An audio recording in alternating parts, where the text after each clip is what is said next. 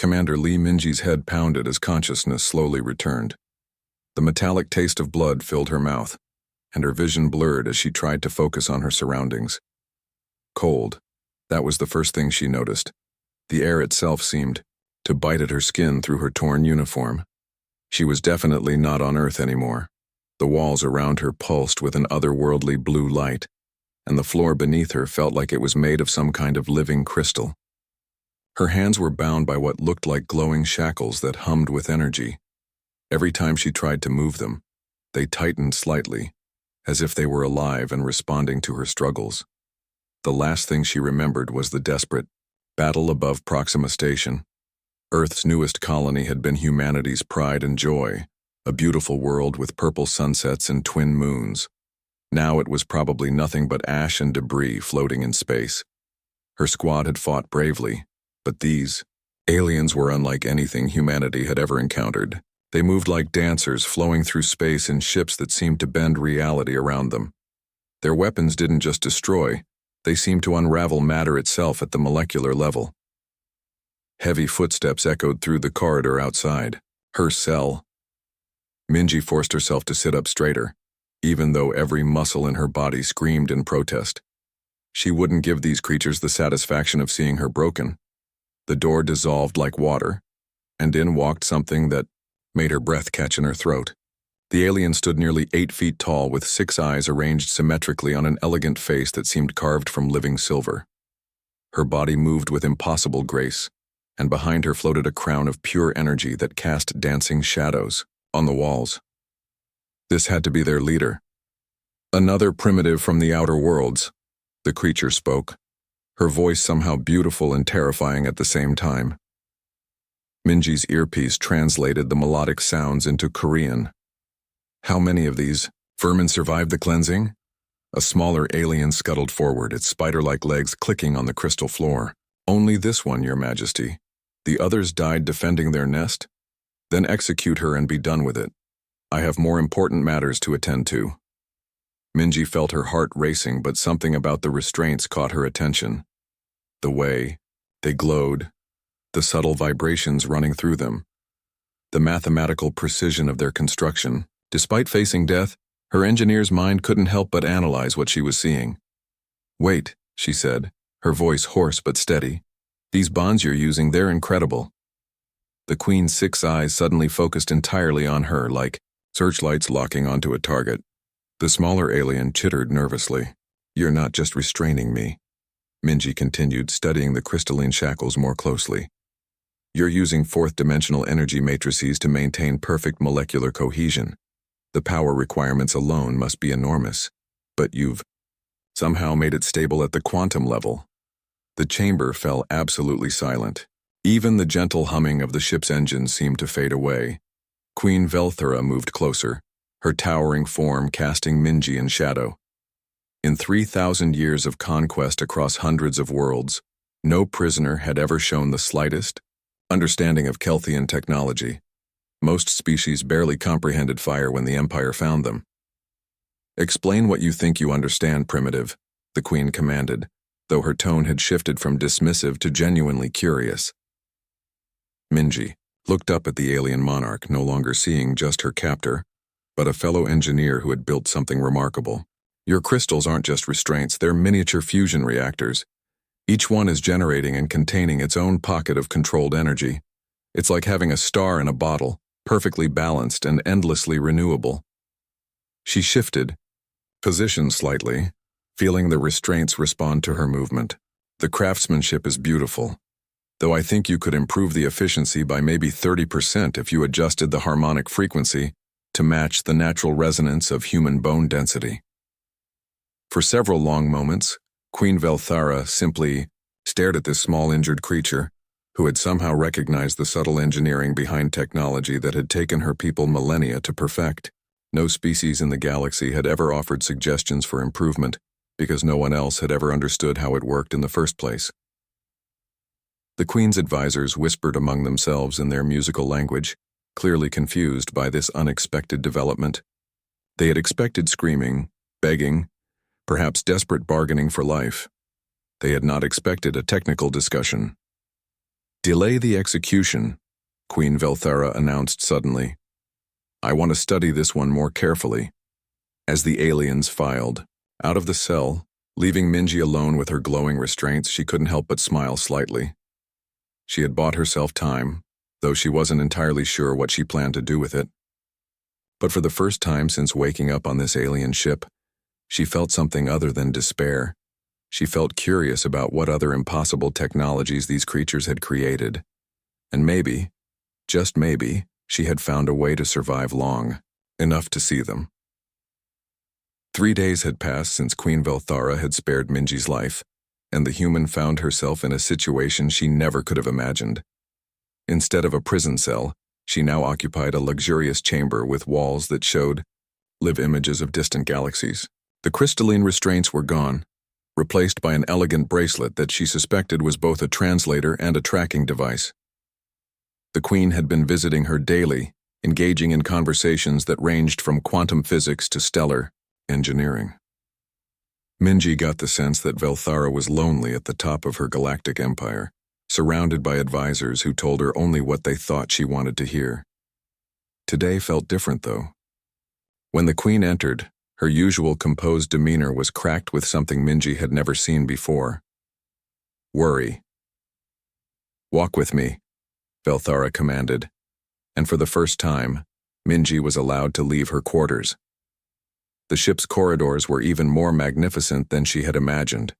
Living walls pulsed with bioluminescent patterns, and the ceiling showed a perfect recreation of open sky complete with moving clouds. Other aliens moved through the passages, all giving the Queen respectful distance while casting curious glances at the human walking beside her.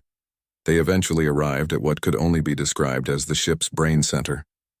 Massive holographic displays filled a chamber the size of a football stadium, showing star maps, energy readings, and data streams that made Minji's head spin. Dozens of alien scientists worked at stations that seemed to respond to thought rather than touch. Behold the death of my empire, Queen Velthara said, gesturing toward the central display. Minji's breath caught in her throat. The hologram showed a section of the galaxy where stars simply weren't there anymore. Not destroyed, not collapsed into black holes, but completely absent. Where there should have been light and matter, there was only an expanding void of absolute darkness. What am I looking at? She whispered. The consuming dark, the Queen replied. It appeared 6 months ago at the edge of our territory. Every star system it touches simply ceases to exist. Our greatest minds have studied it, fought it, tried everything we know, and nothing stops its advance. The display zoomed in, showing the edge where normal space met the void. Minji watched in horror as a small star system sat right at the boundary. As she watched, the darkness crept forward, and the stars winked out one by one, taking their planets and any life they might have harbored with them.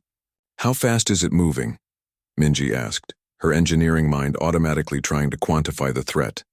It will reach our core worlds in 6 months, an elderly alien scientist reported from a nearby station.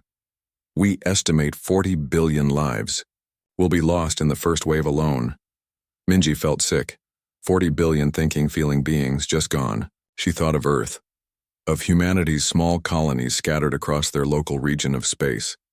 If this thing ever reached human territory, their entire species would be wiped out without even knowing what hit them. Show me the energy readings, she said quietly. The alien scientists exchanged glances, clearly unsure if they should be sharing military secrets with a primitive human. But Queen Velthara nodded, and suddenly Minji found herself surrounded by data streams and sensor readings that would have taken Earth's best computers years to process. She studied the information for hours, asking questions, requesting different angles and measurements. The aliens watched with growing fascination as this small human began to see patterns that their most advanced minds had missed. You're fighting it wrong, Minji finally said, breaking a long silence. Elder Morthek, the chief scientist, made a sound that the translator rendered as scoffing. Impossible. We have tried every weapon in our arsenal, every technique known to science. That's exactly the problem, Minji replied, turning to face the assembled scientists. You're trying to destroy something that feeds on destruction. Look at these readings. Every time you fire weapons into the void, it gets slightly bigger. Every time you detonate explosives near it, it advances a little faster. She walked to the central display and pointed at the boundary between normal space and the darkness.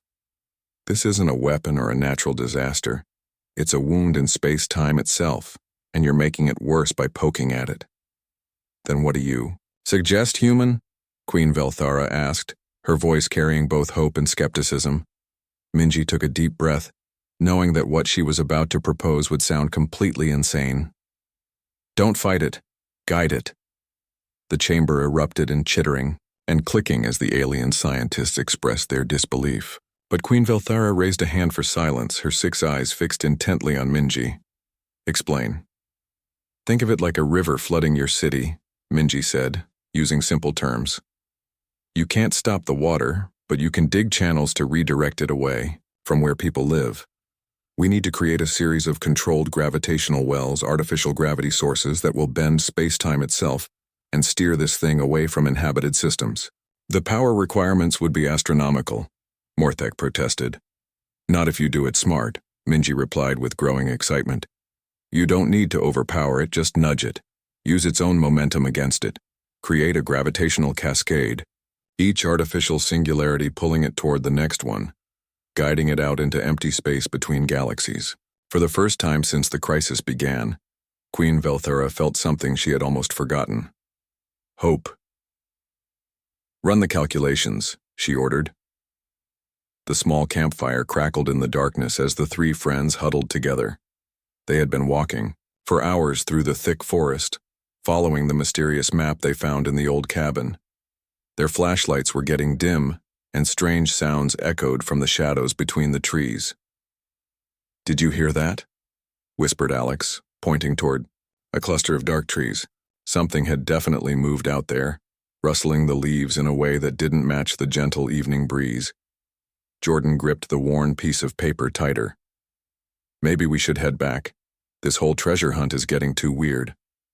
The map showed they were close to something marked with an X, but now that seemed less exciting and more frightening. Riley shook her head firmly. We've come this far together. We can't give up now. She had always been the brave one in their group, the person who pushed them to try new things and face their fears. The 3 had been best friends since childhood. They grew up on the same street, went to the same school, and shared countless adventures. But tonight felt different. Tonight would test everything they thought they knew about friendship and trust. As they continued deeper into the woods, following the faded trail marked on the ancient map, each step seemed to reveal more about who they really were.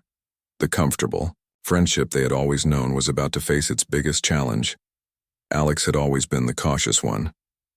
While the others dreamed of grand adventures, Alex preferred safety and predictability. What if we get lost? What if something dangerous is out here? These questions had been swirling in Alex's mind all evening. Jordan, the natural leader of the group, felt torn between supporting their friends and listening to growing doubts.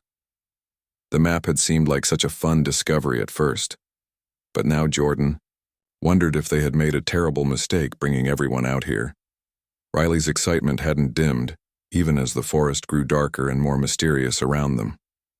She believed that real friendship meant sticking together no matter what challenges they faced. The first real test came when they reached a fork in the path. The map was old and unclear at this point, with smudged ink making it hard to read the directions. One path looked well-traveled and safe, winding gently downhill toward what might be the edge of the forest. The other path disappeared into thick undergrowth and seemed to lead deeper into unknown territory. The safe path makes sense, Alex argued. We can come back another day when we're better prepared. Riley studied the map more carefully. But look at these markings. I think the treasure is definitely this way, she said, pointing toward the more dangerous-looking route. Jordan stood between them, feeling the weight of the decision. This wasn't just about choosing a path anymore. It was about choosing what kind of friends they wanted to be. The tension grew as they debated. Alex's fears weren't unreasonable. They were young, inexperienced, and venturing into unfamiliar territory as darkness fell. The responsible choice would be to turn back and try again when conditions were better. But Riley's determination came from somewhere deeper. She had always felt that their friendship was special because they supported each other's dreams. Giving up now felt like giving up on something important about who they were together. "What if we compromise?" Jordan suggested. "We go a little further on the adventurous path, but we set a time limit. If we don't find anything in 30 minutes, we head back." This solution seemed reasonable, but it revealed something troubling. Were they making decisions based on friendship and trust, or were they just trying to avoid conflict? As they moved forward on the chosen path, new challenges emerged. The undergrowth was thick and scratchy.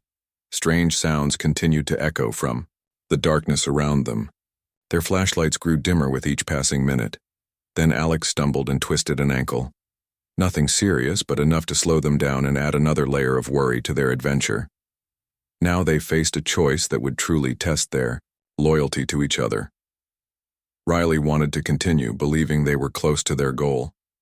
Jordan felt responsible for everyone's safety and worried about Alex's injury.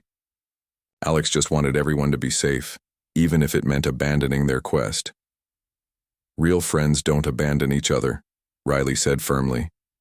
"We started this together, and we should finish it together."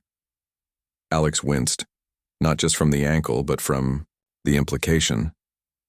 Real friends don't force each other into dangerous situations either. Jordan realized that loyalty might mean different things to different people.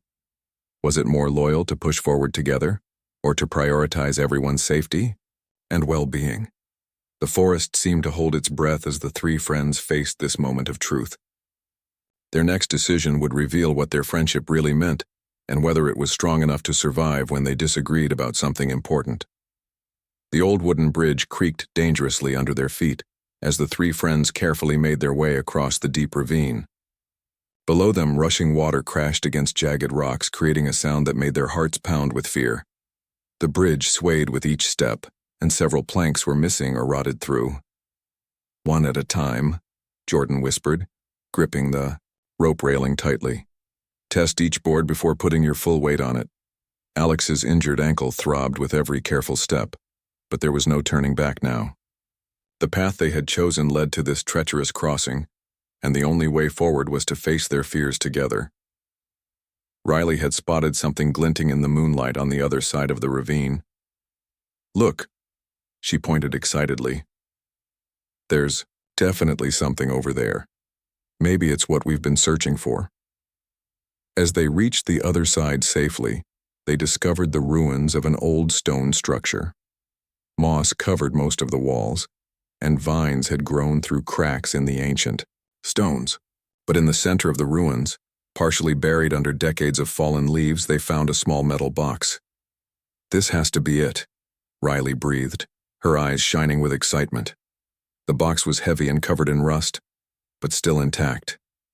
Strange symbols were carved into its surface, symbols that seemed to match some of the markings on their mysterious map. Jordan carefully lifted the box, while Alex cleared away more debris. The lock had long since rusted away, leaving the box sealed but not impossible to open. With gentle pressure, the lid creaked open to reveal its contents. Inside, wrapped in oiled cloth that had somehow survived the years, they found old documents, some tarnished coins and what appeared to be a journal written in faded ink. But as they examined their discovery more closely, they realized this treasure came with an unexpected burden. The journal told the story of someone who had hidden these items during a time of great trouble. The documents contained information about families who had lived in this area generations ago, including details about property and belongings that had been lost during difficult times. "These aren't just random old things," Alex said slowly, reading through the faded pages. "These belong to real families, people who lost everything and had to hide what little they could save."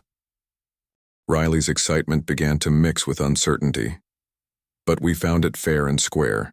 We followed the map, we took the risks, we solved the puzzle." Jordan studied the documents more carefully. Some contained names and addresses of people who might still have descendants living in their town. Others showed property deeds and family records that could be important to someone, somewhere. What if these documents could help people learn about their family history? Jordan wondered aloud. What if someone out there has been looking for exactly this kind of information about their ancestors? The weight of their discovery settled over them like a heavy blanket. They had set out looking for adventure and treasure, but they had found something that carried real responsibility. Alex limped over to sit on a fallen log, the injured ankle serving as a constant reminder of the price they had already paid for this quest. My grandmother always said that finding something doesn't automatically make it yours, especially if it belonged to someone else first. Riley felt torn between the thrill of their successful treasure hunt and the growing realization that keeping their discovery might not be the right thing to do. But what are we supposed to do? We don't even know if any of these families still exist. The three friends sat in the ruins as the moon climbed higher in the sky, each struggling with the same difficult question. They had risked their safety, tested their friendship, and overcome real challenges to reach this moment. The idea of simply giving up their hard-won treasure felt almost impossible to accept. Jordan picked up one of the old coins, feeling its weight and imagining the hands that had held it decades ago. What if we try to research these families first? Maybe we can find out if anyone is still looking for this information. And if we can't find anyone? Riley asked. Do we just hand it over to some museum or government office where it might sit? In storage forever? Alex considered the options carefully. What if the real treasure isn't the stuff in the box? What if it's knowing we did the right thing with what we found? The suggestion hung in the air between them, challenging everything they had assumed about their adventure. They had imagined keeping their treasure as proof of their courage and friendship, but now they faced a different kind of test. The documents in the box told stories of sacrifice and loss, of people who had given up everything they valued to protect what mattered most. Now these three friends had to decide what mattered most to them. Would they choose personal gain, or would they choose to honor the trust that had been placed in this hidden collection? The decision would define not just the end of their adventure, but the kind of people they wanted to become. The price of salvation, they were learning, sometimes meant giving up what you thought you wanted most. The morning sun streamed through the library windows as the three friends sat surrounded by old books, newspaper archives, and genealogy records. They had spent the entire weekend researching the families mentioned in the documents they had found. Their treasure hunt had transformed into something completely different than they had ever imagined. Look at this, Alex said excitedly, pointing to a yellowed newspaper clipping from 50 years ago. The Henderson family lost their farm during the economic troubles, but it says here that the youngest daughter, Mary, moved to our town and started a family. Riley leaned over to read the article more carefully. That means she might still be alive, or at least her children might be living nearby. The thrill of discovery was still there, but now it came from connecting pieces of human stories rather than finding gold or jewels. Jordan had been working with the librarian to trace property, records, and birth certificates. I found 3 families from our documents that definitely have descendants still living in this area. The Millers, the Hendersons, and the Kowalski family. Over the past few days, their understanding of what they had found had completely changed.